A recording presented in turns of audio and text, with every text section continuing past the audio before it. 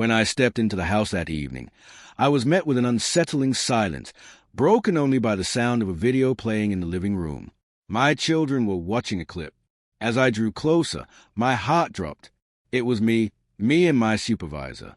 Then, my daughter, eyes swollen from crying, got up and handed me a set of documents. Divorce papers.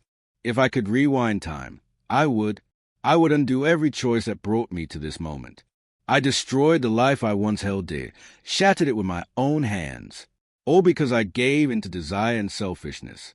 I never imagined that one bad decision could unravel everything so fast. David, my husband, is 40. I'm 35. We had been married for 15 years and blessed with twin daughters.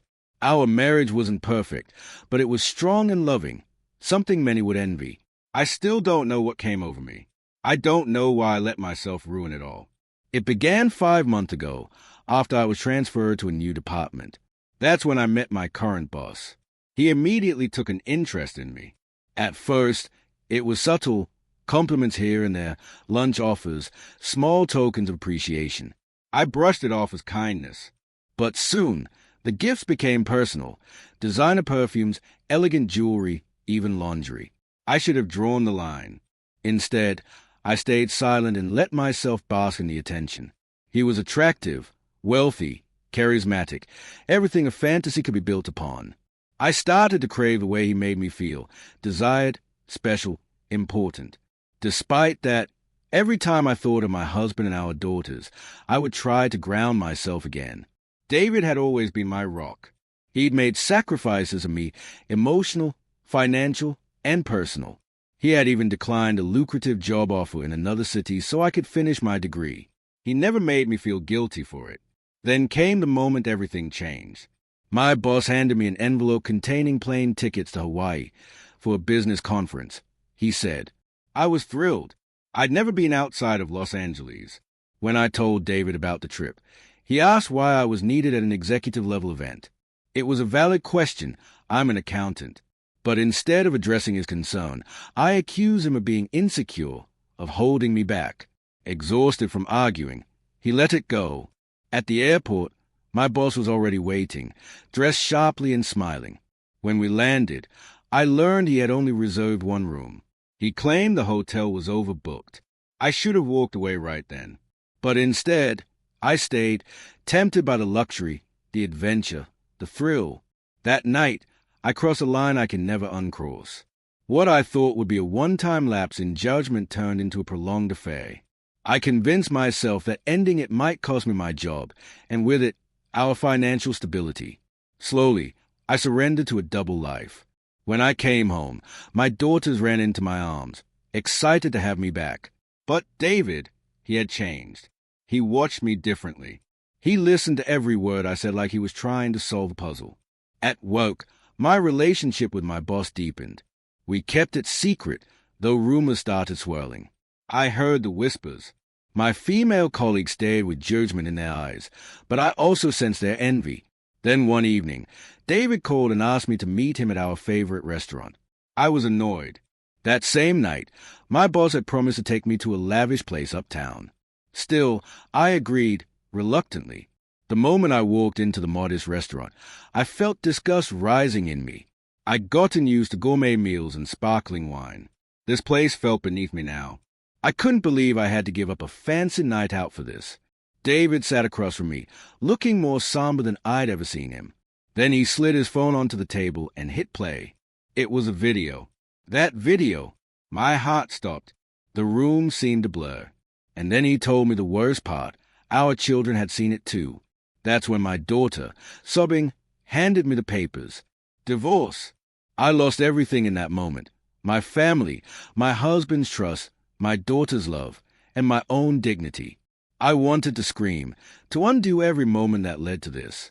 But there was no escape from it. That night, I had originally planned to see David quickly and then rush off to meet my boss. I told David I wasn't hungry and asked him to make it quick. But he pleaded with me to sit down and at least order a drink, not for me, but for his pride.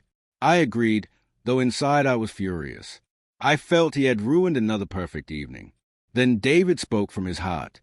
He told me why he'd brought me there, Not to fight, not to accuse, but to talk, to try and fix us. He said he felt the distance growing and didn't want to lose me.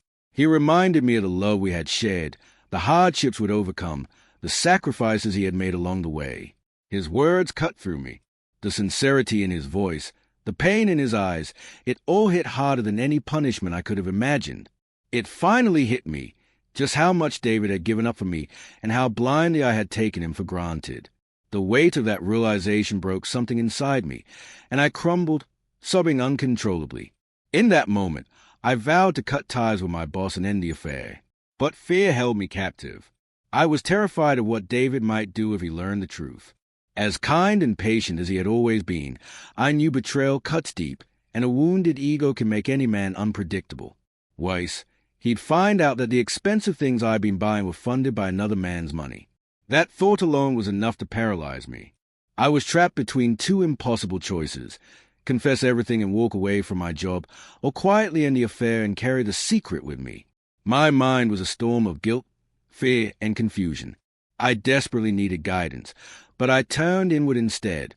Eventually, I convinced myself that staying in a relationship with my boss was a practical choice. I rationalized it.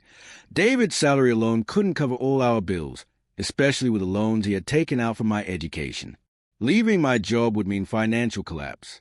So I told myself I was enduring humiliation for the sake of our family, that I was sacrificing my self-respect for their stability. For a while, things appeared manageable. I maintained a charade at home while the affair continued behind office doors. The rumors among co-workers grew louder, but I ignored them, clinging to the illusion that I was in control. Then one day, the illusion shattered. I walked into the house and found my teenage children watching something on the TV. As I moved closer, I froze in horror. It was a graphic video of me and my boss. I couldn't breathe. My legs felt like stone. Before I could even process what I was seeing, my daughter, face streaked with tears, silently handed me divorce papers. Moments later, David entered. His eyes, once filled with love, now burned with disappointment. He told me he had known about the affair for a while. He'd collected evidence, given me time to come clean, but I had kept lying. He was done. I dropped to the floor, pleading for forgiveness, but he didn't flinch. He tossed my things out of the house, and to my horror, the children helped him. Their words pierced deeper than anything David had said. "You're the worst mother," they cried. "We're ashamed of you." I tried to explain that I had done it all for them, but David silenced me with two swift slaps, raw and humiliating. Broken, I gathered a few belongings and left. That night, I checked into a cheap hotel. I didn't sleep. My daughter's crying face haunted me. The next morning, I went to my parents and told them everything. They were furious, hurt beyond words. But after hours of tears and pleading, they agreed to accompany me to David's house so I could apologize in person. He refused to see us. He didn't even open the door. There was no saving the marriage now. I signed the divorce papers, knowing I had lost everything. We agreed on joint custody, but the girls made it painfully clear they wanted nothing to do with me. The consequences of my choices hit like a freight train. Legal fees wiped out my savings. I had nothing left. I went back to work, hoping to find some normalcy, but everything had changed. My boss had moved on, to someone else. My coworkers treated me like a disgrace. When I confronted him, he brushed me off like I meant nothing. Later, I learned the truth. His new lover had secretly recorded our time together and sent it to David out of spite. She had been promised a business trip that I ended up going on. It was revenge, used, discarded, and humiliated. I spiraled into a dark depression. I reached out to my daughters, but they blocked me. I had become a ghost in their lives. Eventually, a friend offered me a lifeline. She owned a small fashion boutique and gave me a job as a cashier.